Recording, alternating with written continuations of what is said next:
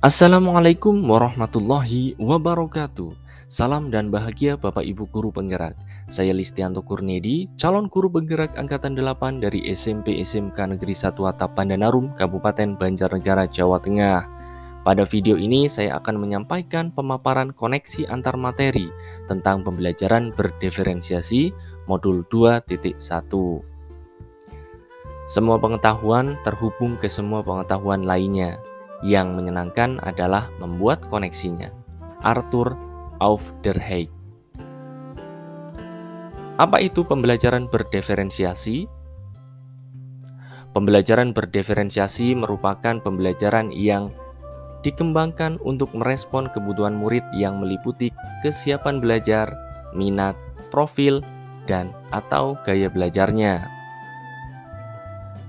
Pembelajaran berdiferensiasi juga dapat diartikan sebagai usaha guru dalam menyesuaikan proses pembelajaran di kelas untuk memenuhi kebutuhan belajar murid. Pembelajaran berdiferensiasi adalah pembelajaran untuk mendukung semua murid di kelas kita. Maksudnya apa ya? Ingat, setiap anak adalah unik. Mereka punya kelebihan dan kekurangannya masing-masing.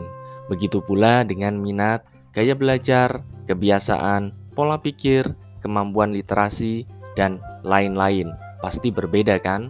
Nah, disinilah diperlukan usaha guru untuk dapat memenuhi kebutuhan belajar murid yang berbeda-beda, agar mereka merasa nyaman saat belajar di kelas dan tentunya tujuan pembelajaran dapat tercapai. Lalu bagaimana cara untuk dapat melakukan pembelajaran berdiferensiasi di kelas? Agar dapat melakukan pembelajaran berdiferensiasi, guru harus yang pertama adalah memahami tujuan pembelajaran, yang kedua mengetahui dan merespon kebutuhan belajar murid, kemudian yang ketiga menciptakan lingkungan belajar yang mendukung murid untuk belajar, kemudian yang keempat melakukan manajemen kelas yang efektif, dan yang terakhir adalah melakukan penilaian berkelanjutan. Nah, berkaitan dengan kebutuhan belajar murid, guru harus memahami 3 aspek berikut. Yang pertama adalah kesiapan belajar murid atau readiness. Kemudian yang kedua adalah minat murid, dan yang ketiga adalah profil belajar murid. Yang pertama adalah kesiapan belajar murid atau readiness. Mengharuskan guru untuk menilai pengetahuan awal dan menentukan apa yang telah murid ketahui dan di mana murid berada. Kemudian yang kedua adalah minat murid. Minat setiap anak pasti berbeda-beda. Minat adalah salah satu motivator penting bagi murid untuk terlibat aktif dalam proses pembelajaran. Yang ketiga adalah profil belajar murid. Profil belajar murid berkaitan dengan lingkungan, budaya, gaya belajar, dan kecerdasan majemuk yang berbeda antara satu anak dengan anak lainnya. Kebutuhan belajar murid dapat diidentifikasi berdasarkan cara-cara berikut. Yang pertama adalah mengamati perilaku murid. Kemudian yang kedua adalah mengidentifikasi pengetahuan awal, mereview, dan melakukan refleksi terhadap praktik pengajaran.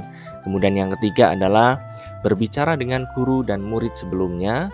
Dan yang keempat, membaca rapor murid di kelas sebelumnya, atau bisa juga menggunakan berbagai penilaian formatif dan diagnostik.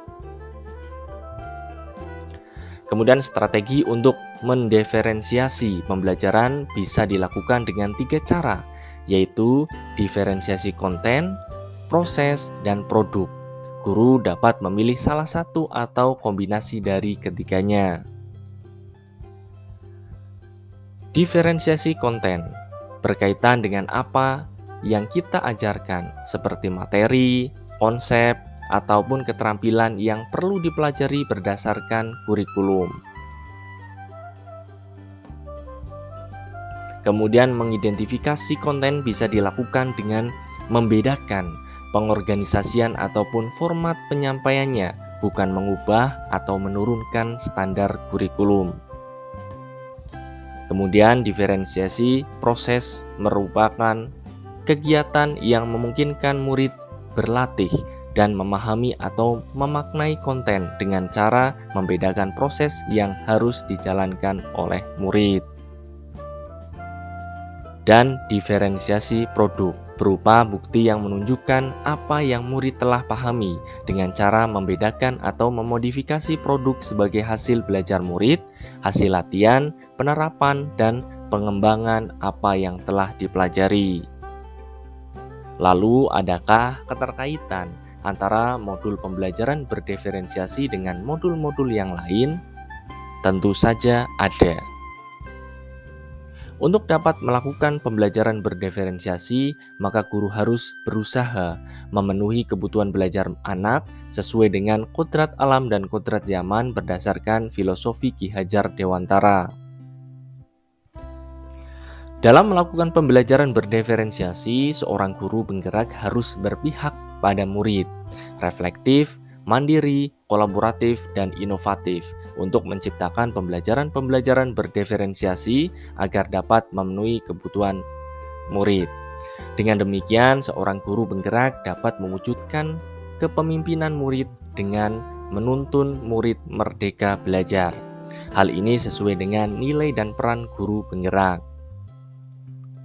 Selanjutnya, dalam pelaksanaan pembelajaran berdiferensiasi antara guru dan murid harus ada kesepakatan kelas terlebih dahulu agar proses pembelajaran dapat berjalan dengan baik sesuai dengan nilai-nilai budaya positif.